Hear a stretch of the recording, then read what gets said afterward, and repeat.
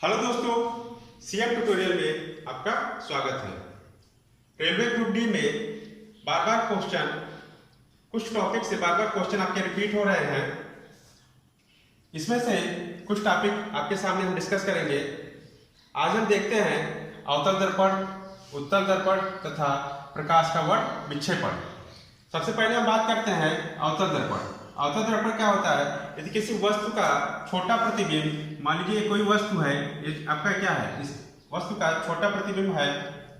यदि ये वस्तु छोटा है, इसके यदि हम क्या बड़ा प्रतिबिंब देखना है, इस वस्तु का बड़ा प्रतिबिंब देखना है, तो हम अवतल दर्पण का प्रयोग करते हैं। आइए इसमें हम डिस्कस करते हैं कि भिन्न भिन्न स्थितियों पे हमारा वस्तु का जो प्रतिबिंब है कैसा बनेगा। इसमें हम देखते हैं जो आपका प्रतिबिंब बनता है उल्टा व वास्तविक, सीधा, आभासी, छोटा तथा बड़ा, यानी इसमें हर प्रकार के आपके प्रतिबिंब बन जाएंगे। आइए हम सबसे पहले बात करते हैं, यदि हमारा वस्तु अनंत पर है, मान लीजिए हमारा ये वस्तु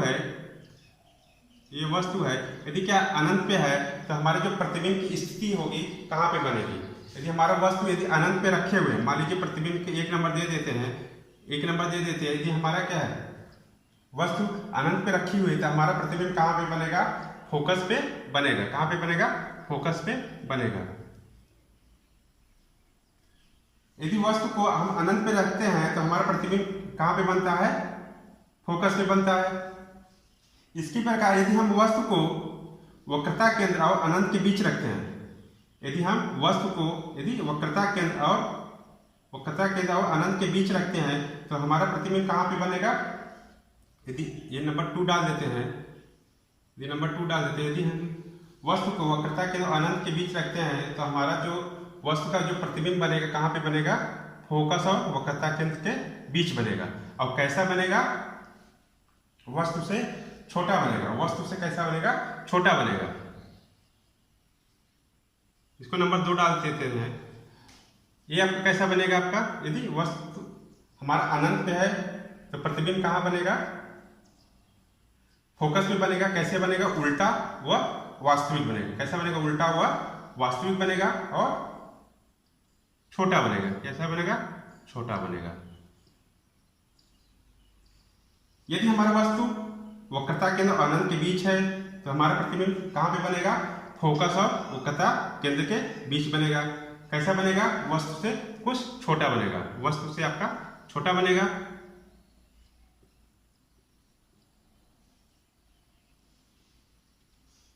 ये भी क्या है आपका? वस्तु से छोटा बनेगा। यदि हम क्या है, अब वस्तु को यदि हम इसको नंबर 3 डाल देते हैं, यदि हम वस्तु को वक्रता केंद्र पे रखते हैं, तो हमारा जो प्रतिबिंब बनेगा कैसा बनेगा? आपका उल्टा हुआ वास्तविक बनेगा। और कहाँ पे बनेगा? वक्रता केंद्र पे बनेगा। कहाँ पे बना? वक्रता केंद्र पे बनेगा। उसी प्रकार हम, लेकिन कैसे, कितना बड़ा बनेगा आपका? जितना वस्तु के बराबर बनेगा। कैसा बनेगा? वस्तु के बराबर।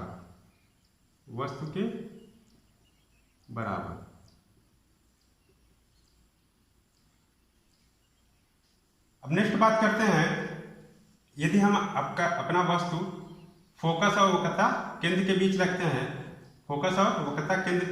इस पर 4 पॉइंट दे देते हैं। फोकस और वक्रता केंद्र के बीच रखते हैं, तो हमारा प्रतिबिंब कैसा बनेगा? वस्तु से बड़ा। हमारा प्रतिबिंब कैसे बनेगा? वस्तु से बड़ा बनेगा। उल्टा व वास्तविक रहेगा। उल्टा व वास्तविक बनेगा। इसको हम 4 नंबर देख देते हैं। और वस्तु से क्या रहेगा? बड़ा बनेगा। वस्तु से बड़ा बनेगा। उसके बाद नेक्स्ट बात करते हैं, यदि हम वस्तु फोकस पे रखते हैं, तो हमारा प्रतिबिंब कैसा बनेगा? बड़ा बनेगा। और कहाँ पे बनेगा? अनंत पे बनेगा। कहाँ पे बनेगा? अनंत पे बनेगा। हमारा वस्तु कहाँ पे बनेगा? प्रतिबिंब, वस्तु का प्रतिबिंब, ये आपका जो नीचे साइड है सभी आपका क्या है? प्रतिबिंब है। सभी क्या है? आपका प्रतिबिंब है।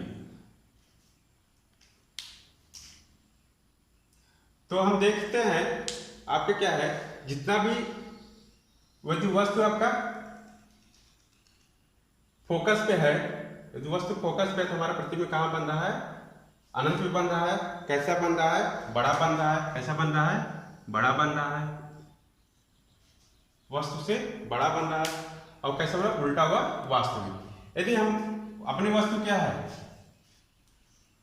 ध्रुव और फोकस के बीच रखते हैं, जब ध्रुव और फोकस के बीच रखते हैं, इसका नंबर यदि 6 डाल देते हैं तो हमारा प्रतिबिंब कैसा बनेगा?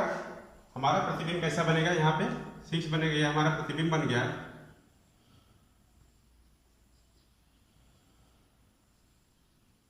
हमारा प्रतिबिंब बन गया। और कैसा बनेगा? सीधा हुआ आभासी बनेगा। वस्तु से बड़ा बनेगा, सीधा हुआ आभासी बनेगा। तो इस तरह से हम शॉर्टकट विधि के द्वारा देख सकते हैं। यदि वस्तु अनंत पे बन रहा है, यदि वस्तु हमारा अनंत पे है तो फोकस, तो हमारा प्रतिबिंब कहाँ बनेगा? फोकस पे बनेगा। कैसा बनेगा? छोटा बनेगा, उल्टा हुआ वास्तविक रहेगा। यदि वक्रता केंद्र और अनंत के बीच है हमारा वस्तु, तो उसका प्रतिबिंब कहाँ बनेगा? फोकस और वक्रता केंद्र के बीच। और कैसा बनेगा? छोटा बनेगा। यदि वक्रता केंद्र में हमारा वस्तु है तो प्रतिबिंब कैसा बनेगा? वस्तु पे बराबर बनेगा और उल्टा हुआ वास्तविक रहेगा। उसके बाद नेक्स्ट देखते हैं, यदि हम क्या फोकस और वक्रता केंद्र के बीच रखते हैं अपने वस्तु को, तो कहाँ बनेगा? आपका वस्तु से बड़ा बनेगा, वक्रता केंद्र और अनंत के बीच बनेगा। उसके बाद फोकस पे यदि हम अपना वस्तु रखते हैं तो हमारा जो प्रतिबिंब बनता है कहाँ पे बनेगा? अनंत पे बनेगा। कैसा बनेगा? बड़ा बनेगा। यदि ध्रुव और फोकस के बीच हम रखते हैं वस्तु को, तो हमारा प्रतिबिंब कैसा बनेगा? लेंस के पीछे बनेगा और सीधा हुआ आभासी रहेगा और वस्तु से बड़ा बनेगा। इस तरह से हम पॉइंट वाइज देख लेते हैं। 1 2 3 4 5 और 6 रिपीट कर दें। 1 2 3 4 5 और एक हमारा 6। इस तरह से हम क्या अपना वस्तु की प्रतिबिंब की स्थिति देख सकते हैं। अब हम डिस्कस करते हैं अवतल दर्पण का प्रयोग कहाँ करते हैं। तो अवतल दर्पण का प्रयोग जो है, उदाहरण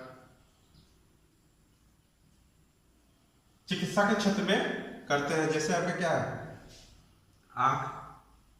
यदि किसी वस्तु को छोटे से बड़े देखना है तो हम अवतल दर्पण का प्रयोग करते हैं। जैसे आपका आंख हो गया, देखने के लिए अवतल दर्पण का प्रयोग करते हैं। कान हो गया, नाक हो गया, इन सब चीजों के लिए हम क्या है? अवतल दर्पण का प्रयोग करते हैं। तो यहाँ पे हम फिगर पे यहाँ पे देख रहे हैं अपने फिगर में। तो आपका क्या है? यहाँ पे एक कैंडल है। तो कैंडल आपका क्या है? कहाँ पे रखा हुआ है? ध्रुव यानी वक्रता केंद्र और अनंत के बीच रखा हुआ है। यदि हमारा ये कैंडल है, वक्रता केंद्र और अनंत के बीच रखा है, तो हमारा प्रतिबिंब कैसा बन रहा है? वक्रता केंद्र और फोकस के बीच बन रहा है। इस फिगर में देख सकते हैं, यदि हम वक्रता केंद्र पे रखे हुए हैं और अनंत के बीच है, तो हमारा प्रतिबिंब कैसा कहाँ बन रहा है? फोकस और वक्रता केंद्र के बीच में बन रहा है। इस तरह से कैंडल को हम देख सकते हैं। तो कैसा बन रहा है? उल्टा हुआ वास्तविक बन रहा है। उसके बाद नेक्स्ट हम डिस्कस करते हैं अवतल दर्पण। अवतल दर्पण, इसमें हम देखते हैं अवतल दर्पण में प्रत्येक दशा में प्रतिबिंब दर्पण के पीछे यानी इस फिगर में हम देख सकते हैं जो हमारा प्रतिबिंब है हमेशा क्या दर्पण के क्या बन रहा है? पीछे बन रहा है। इस फिगर में हम देख रहे हैं जो प्रतिबिंब हमारा प्रत्येक दशा में दर्पण के पीछे, ध्रुव व फोकस के बीच। तो इस फिगर में हम देख सकते हैं, तो हमारा जो प्रतिबिंब है दर्पण के पीछे बन रहा है और ध्रुव और फोकस के बीच में दिख रहा है, बना हुआ है।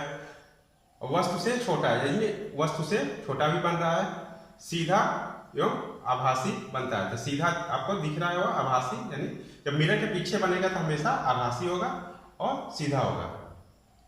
तो इस फिगर से हम समझ सकते हैं कि प्रत्येक दशा में वस्तु का जो प्रतिबिंब बनेगा वस्तु से छोटा बनेगा, सीधा बनेगा और आभासी बनेगा। तो इस प्रकार से हम देख सकते हैं। नेक्स्ट हम देखते हैं प्रकाश का वर्ण विक्षेपण। तो प्रकाश का वर्ण विक्षेपण ये आपका मान लीजिए कोई प्रिज्म है। प्रिज्म से क्या है आपका? जब सूर्य की प्रकाश किरणें, ये प्रिज्म है, प्रिज्म में हम देखते हैं जब सूर्य की प्रकाश किरणें प्रिज्म से होकर गुजरती हैं, जब सूर्य की प्रकाश किरणें, ये सूर्य की प्रकाश किरणें हैं जो श्वेत होती है, श्वेत प्रकाश की किरण यानी सूर्य के प्रकाश की किरण जब प्रिज्म से होकर गुजरती हैं तो अपवर्तनांक के पश्चात, अपवर्तन के पश्चात विभिन्न रंगों में क्या है वो विभक्त हो जाती है, विभिन्न रंगों में विभक्त हो जाती हैं।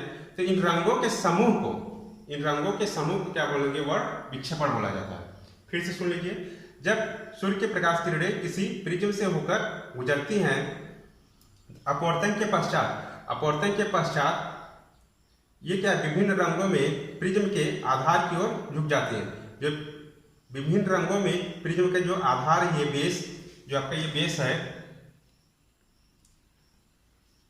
अपवर्तन के पश्चात ये क्या है, प्रिज्म के आधार की ओर, ये प्रिज्म है, ये आधार है इसका, इसकी ओर क्या है झुक जाती है और विभिन्न रंगों में क्या है विभक्त हो जाती है। सूर्य के प्रकाश किरणें जब प्रिज्म से होकर गुजरती हैं तो प्रिज्म के आधार की ओर विभिन्न रंगों में विभक्त हो जाती हैं। तो इस घटना को क्या बोला जाएगा, वर्ड विक्षेपण बोला जाएगा।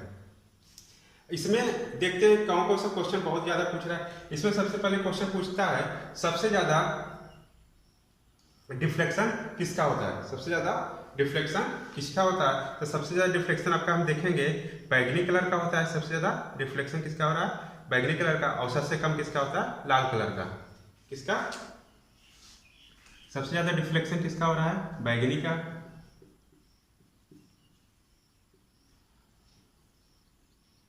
और सबसे कम, सबसे ज्यादा इसका होता है और सबसे कम लाल रंग का।